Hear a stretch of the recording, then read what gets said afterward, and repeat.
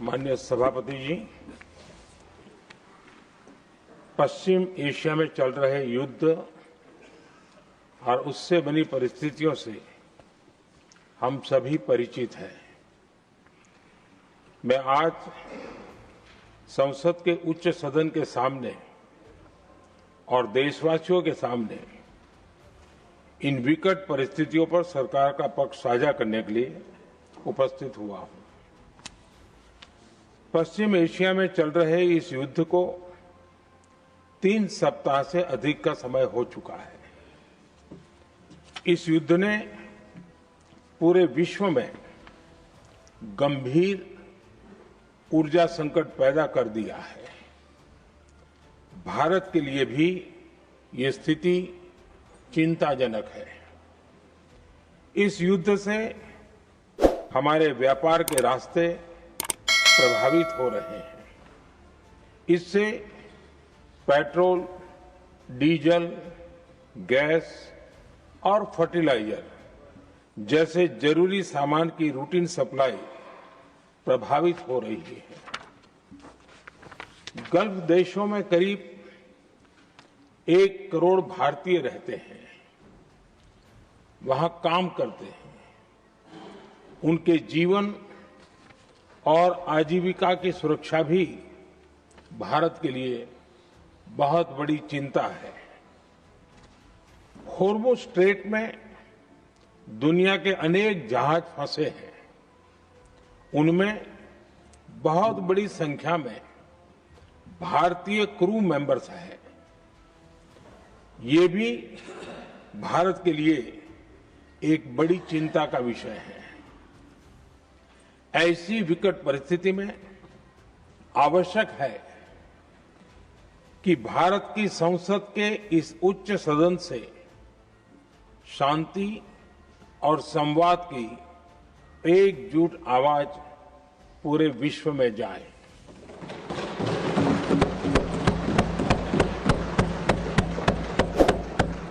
सभापति जी, युद्ध की शुरुआत के बाद से मैंने पश्चिम एशिया के ज्यादातर देशों के राष्ट्राध्यक्षों के साथ 2 राउंड फोन पर बात की है।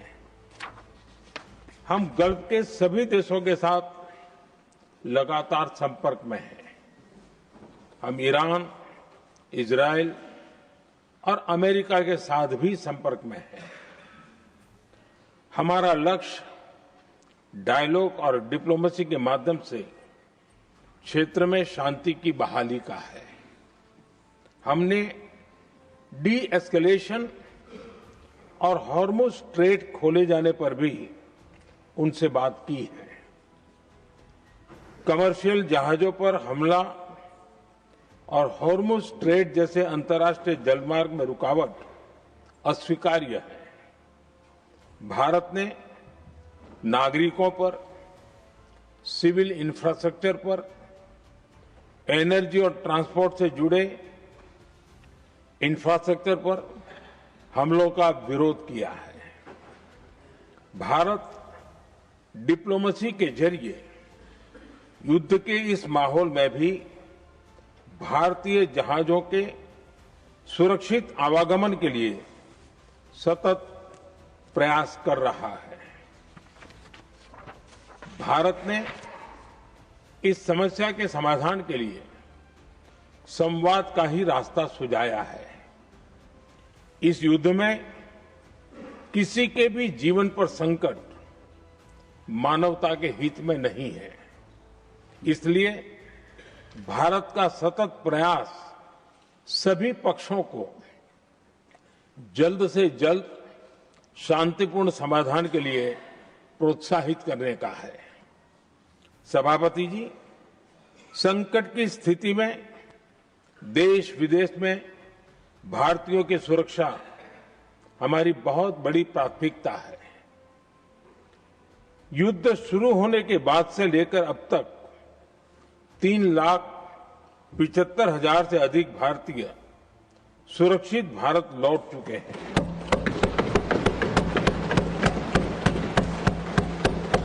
ईरान से ही अभी तक 1000 से अधिक भारतीय सुरक्षित वापस लौटे हैं। इनमें 700 से अधिक मेडिकल की पढ़ाई करने वाले युवा हैं। हमारी सरकार संकट के इस समय में पूरी संवेदनशीलता से काम कर रही है। सभी देशों ने वहां मौजूद भारतीयों की सुरक्षा का पूरा आश्वासन दिया है। हालांकि ये बहुत दुखद है कि हमलों के कारण कुछ भारतीयों की मृत्यु हुई है और कुछ घायल भी हुए हैं। ऐसे मुश्किल हालात में परिवारजनों को आवश्यक मदद दी जा रही है।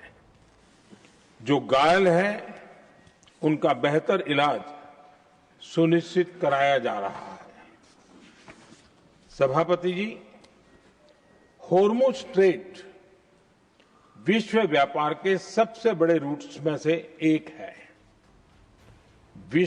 विशेष तौर पर कच्चे तेल, गैस और फर्टिलाइजर से जुड़ा परिवहन इस क्षेत्र से बहुत बड़ी मात्रा में होता है। युद्ध के बाद से ही होर्मुज स्ट्रेट में जहाजों का आना जाना बहुत चुनौतीपूर्ण हो गया है। लेकिन विपरीत परिस्थितियों के बावजूद हमारी सरकार ने संवाद से, कूटनीति के माध्यम से रास्ते बनाने का प्रयास किया है। प्रयास ये है कि जहां से भी संभव हो वहां से तेल और गैस की सप्लाई भारत पहुंचे। ऐसी हर कोशिश के नतीजे भी देश देख रहा है। बीते कुछ दिनों में दुनिया के अनेक देशों से कच्चा तेल और एलपीजी से भरे जहाज भारत आए हैं।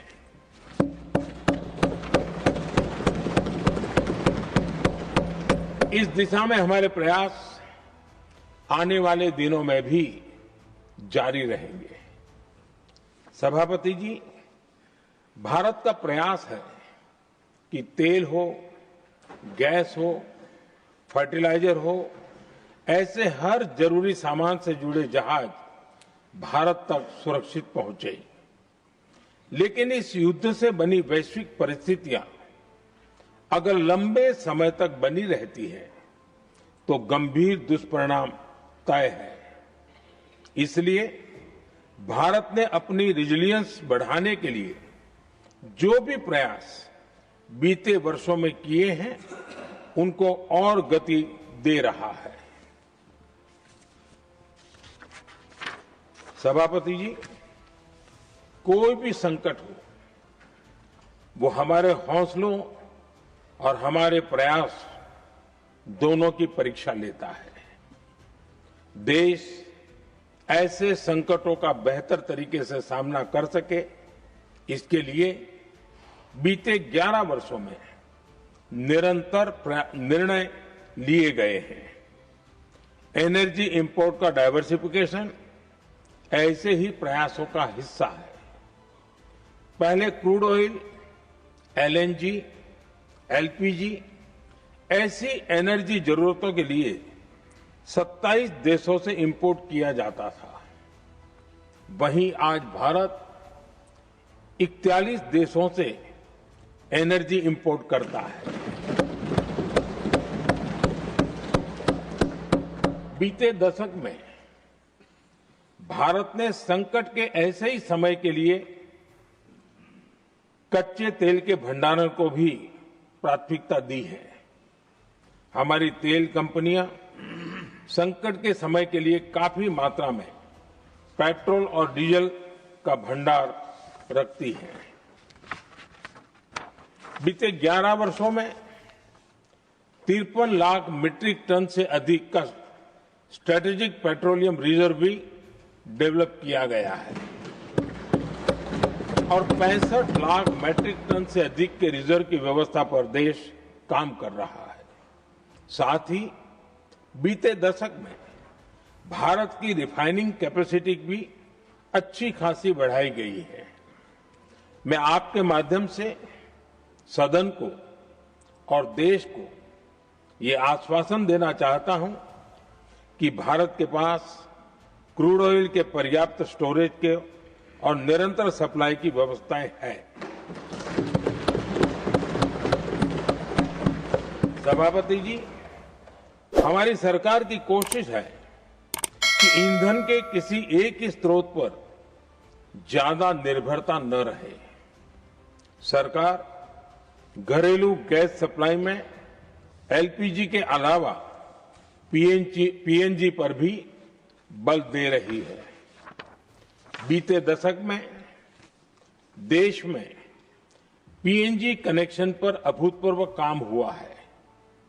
बीते दिनों में इस काम को और तेज किया गया है।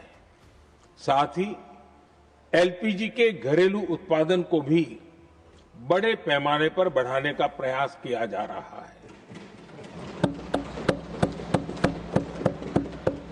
सभापति जी, बीते वर्षों में सरकार का निरंतर प्रयास रहा है कि हर सेक्टर में दूसरे देशों पर निर्भरता कम से कम हो, हम ज्यादा से ज्यादा आत्मनिर्भर हो, यही एकमात्र विकल्प है।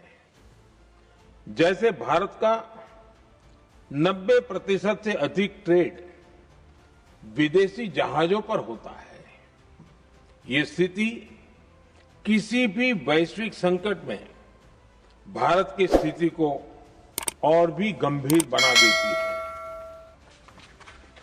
इसलिए सरकार ने मेड इन इंडिया जहाज बनाने के लिए करीब 70,000 करोड़ रुपए का अभियान शुरू किया।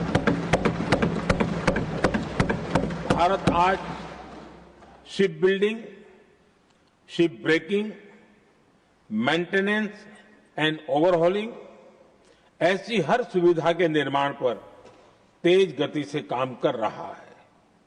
भारत अपने डिफेंस सेक्टर को भी अधिक रेजिलिएंट बना रहा है।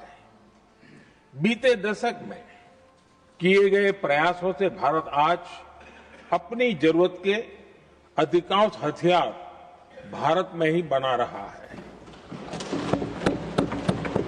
एक समय था जब भारत अपने जीवन रक्षक दवाओं के कच्चे माल यानी एपीआई के लिए भी दूसरे देशों पर बहुत अधिक निर्भर था। बीते वर्षों में देश ने भारत में ही एपीआई इकोसिस्टम बनाने के लिए अनेक प्रयास किए हैं। इसी प्रकार रेयर अर्थ मिनरल्स में विदेशी निर्भरता को कम करने के लिए भी बड़े कदम उठाए जा रहे हैं।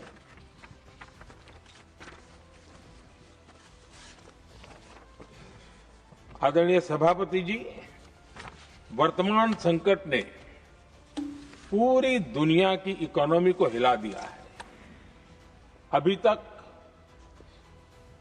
पश्चिम एशिया में जो नुकसान हुआ है उससे रिकवर होने में भी दुनिया को बहुत समय लगेगा।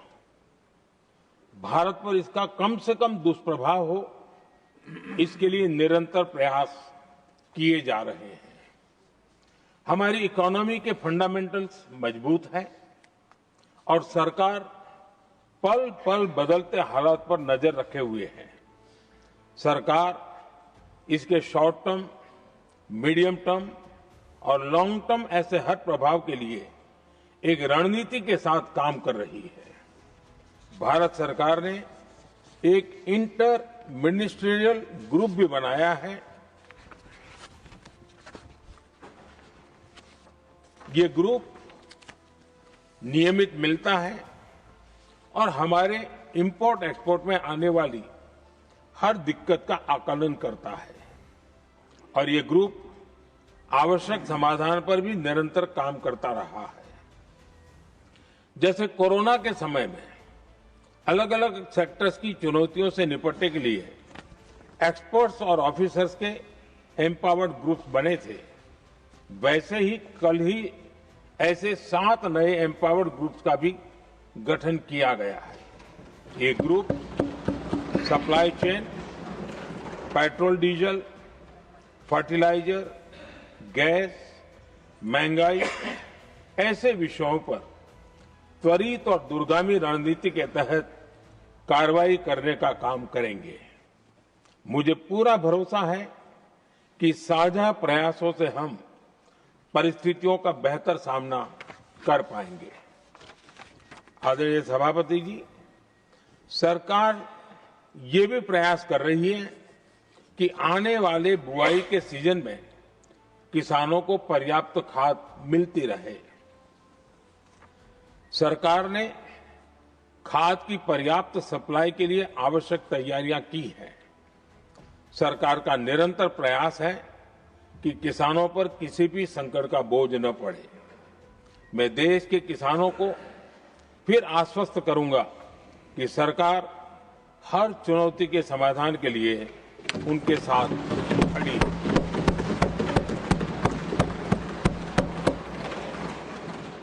आदरणीय सभापति जी, ये राज्यों का सदन है।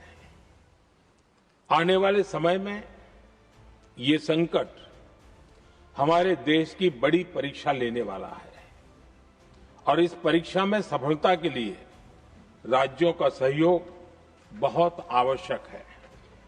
इसलिए इस सदन के माध्यम से मैं देश के सभी राज्यों की सरकारों से भी कुछ आग्रह करना चाहता हूं। संकट के समय गरीबों पर, श्रमिकों पर, प्रवासी साथियों पर बहुत बुरा असर पड़ता है।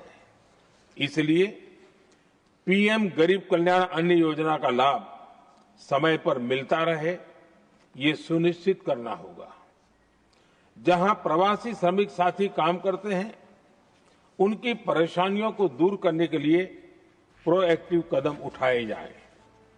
ऐसी स्थितियों पर नजर रखने के लिए राज्य सरकारें विशेष व्यवस्थाएं करें तो इससे काफी सुविधा होगी। राज्य सरकारों को एक और चुनौती पर भी बहुत अधिक ध्यान देना होगा।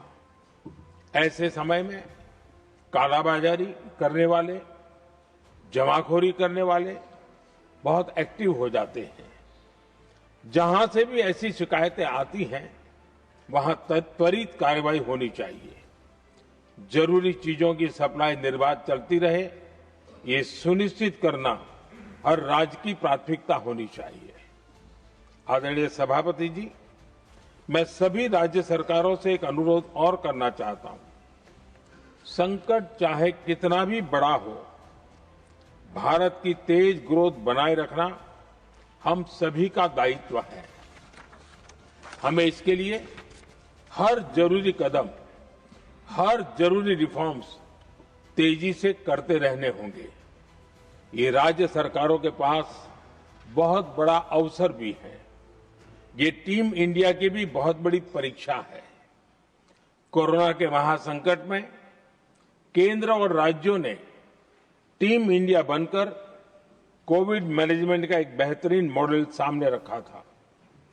अलग अलग पॉलिटिकल पार्टी की सरकारें होने के बावजूद टेस्टिंग, वैक्सीनेशन से लेकर जरूरी चीजों की आपूर्ति टीम इंडिया के प्रयासों से ही सुनिश्चित हो पाई थी।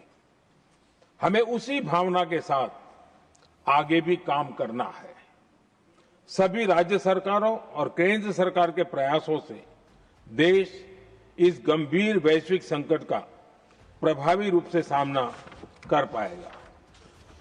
आदरणीय सभापति जी, ये संकट अलग प्रकार का है और इसके समाधान भी अलग प्रकार से ही तय किए जा रहे हैं।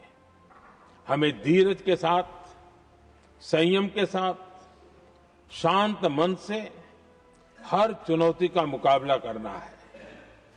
आदरणीय सभापति जी, जैसा कि हम देख रहे हैं कि इस युद्ध को लेकर पल पल में हालात बदल रहे हैं, इसलिए मैं देशवासियों से भी कहूंगा कि हमें हर चुनौती के लिए तैयार रहना ही होगा। इस युद्ध के दुष्प्रभाव लंबे समय तक रहने की प्रबल आशंका है, लेकिन मैं देशवासियों को भरोसा देता हूं, सरकार सतर्क है, तत्पर है और पूरी गंभीरता से रणनीति बना रही है, हर निर्णय ले रही है। देश की जनता का हित हमारे लिए सर्वोपरि है। यही हमारी पहचान है, यही हमारी ताकत है। इसी भावना के साथ मैं अपना वक्तव्य समाप्त करता हूं। बहुत बहुत धन्यवाद।